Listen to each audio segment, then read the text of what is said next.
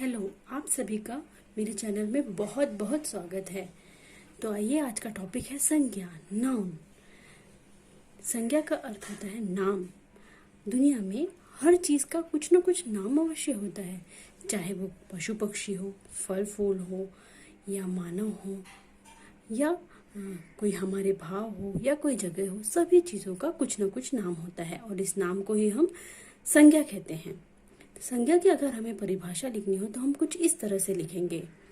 किसी वस्तु, व्यक्ति, स्थान या भाव के नाम को संज्ञा कहते हैं। संज्ञा के भेद। संज्ञा 3 तरह की होती है: व्यक्तिवाचक संज्ञा, प्रॉपर नाउन; जातिवाचक संज्ञा, कॉमन नाउन; भाववाचक संज्ञा, एब्स्ट्रैक्ट नाउन। अब चलिए हम व्यक्तिवाचक संज्ञा के बारे में जानते हैं। जिन संज्ञा शब्दों से विशेष व्यक्ति, वस्तु या स्थान का बोध होता है उसे व्यक्तिवाचक संज्ञा कहते हैं। तो व्यक्तिवाचक संज्ञा में किसी की विशेष व्यक्ति का नाम ही नहीं होता है, अपितु किसी स्थान का भी नाम होता है, लेकिन किसी विशेष व्यक्ति या स्थान का नाम को ही हम व्यक्तिवाचक संज्ञा कहेंगे। जैसे श्री नरेंद्र मोदी भारत के प्रधानमंत्री हैं, इनका निवास स्थल दिल्ली है। तो यहाँ पर किसी भी व्यक्ति की बात नहीं हो रही है, व्यक्ति का नाम दिया हुआ है श्री नरेंद्र मोदी। ऐसे ही भारत और दिल्ली ये विशेष स्थानों के नाम दिए हुए हैं, अतः ये व्यक्तिवाचक संज्ञा है। अब चलते हैं जातिवाचक संज्ञा में। जिन शब्दों से किसी वर्ग या जाति का बोध होता है उसे जातिवाचक संज्ञा कहते हैं। यदि हमने कहा पक्षी, या कहा पशु, या कहा बच्चे, या कहा पौधा, तो इससे हमें किसी पर्टिकुलर नाम का पता नहीं चलता है, अपितु उसकी जाति। पौधे मतलब कोई भी पौधा हो सकता है, गुलाब हो सकता है, या नीम का पेड़ भी हो सकता है, या और कोई भी पौधा हो सकता है। ऐसे ही बच्चे, लड़की भी हो सकता है, लड़का भी हो सकता है। बच्चे मतलब कोई भी बच्चे हो सकते हैं। बच्चे, पौधा, इन सब की हमको जाति का पता चलता है, तो इसे जातिवाचक संज्ञा कहते हैं। व्यक्तिवाचक संज्ञा और जातिवाचक संज्ञा को और अधिक अच्छे तरीके से जानने के लिए चलिए हम देखते हैं कुछ और उदाहरण।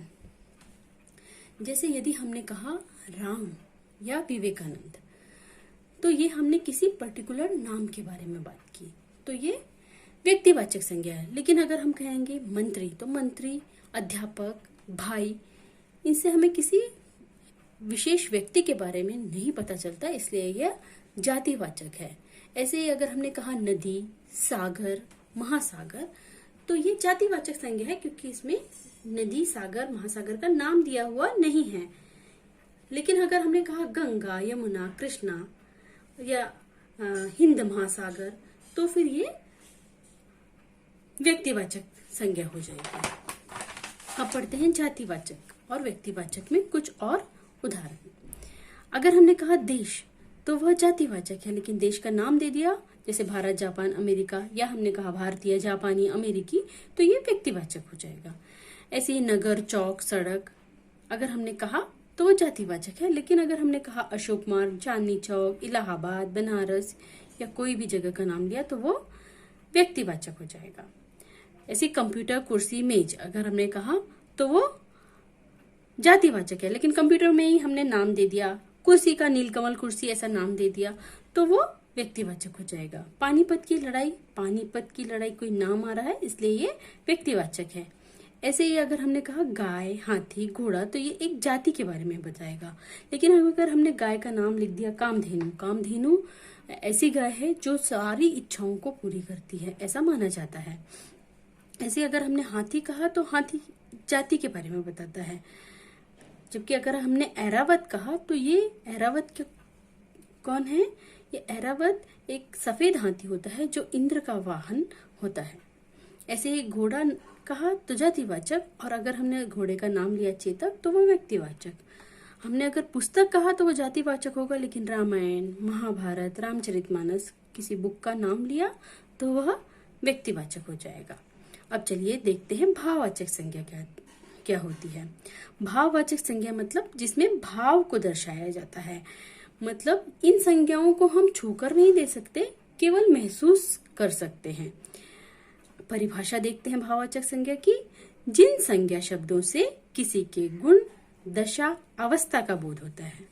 अब जिस संज्ञा से हमें किसी के गुण मतलब अच्छा है, बुरा है, इसके बारे में पता चलता है, या उसकी दशा के बारे में, गरीब है, अमीर है, ये पता चलता है, या उसकी अवस्था जैसे हमारे में होती है अवस्था, बाल्यावस्था, यौवन अवस्था, युवावस्था या वृद्धावस्था या बुढ़ापा, ये सभी चीजें भाववाचक संज्ञा के अंतर्गत आती है।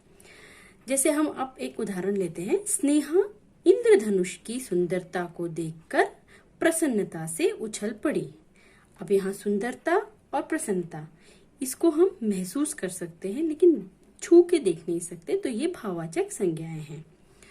अब देखिए, कभी कभी ऐसा होता है कि व्यक्तिवाचक संज्ञा का जातिवाचक संज्ञा के रूप में प्रयोग होता है।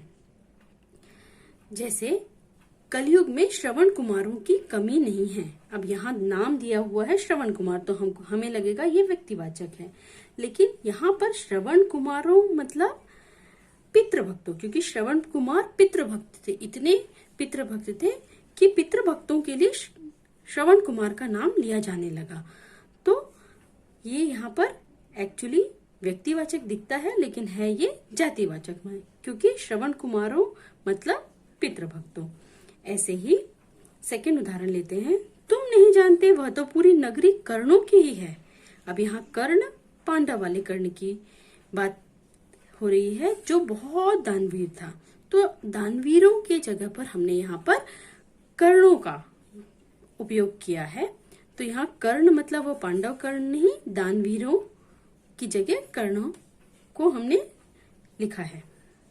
अब ऐसे ही कभी कभी ऐसा होता है कि जातिवाचक संज्ञा का व्यक्तिवाचक संज्ञा के रूप में प्रयोग होता है। जैसे पंडित जी मतलब कोई भी पंडित हो सकते हैं, तो ये जातिवाचक है। लेकिन यहाँ पर कोई भी पंडित की बात नहीं हो रही है, यहाँ पंडित जी जवाहरलाल नेहरू की बात हो रही है। पंडित जी ने लाल किले पर झंडा फहराया, तो ये व्यक्तिवाचक संज्ञा हो गई। मदर जीवन भर गरीबों की सेवा करती रही। अब यहाँ पर मदर मतलब कोई भी मदर नहीं, यहाँ मदर टेरेसा की बात हो रही है, तो इसलिए ये दिखता जातिवाचक है लेकिन है व्यक्तिवाचक। संज्ञा के दो और प्रकार हैं जिसे हम जो जातिवाचक संज्ञा के अंतर्गत ही आते हैं। पहला है समुदायवाचक, दूसरा है द्रव्यवाचक। समुदायवाचक संज्ञा, जिन संज्ञा शब्दों से किसी समुदाय या समूह का बोध होता है, जैसे सेना, झुंड, कक्षा आदि।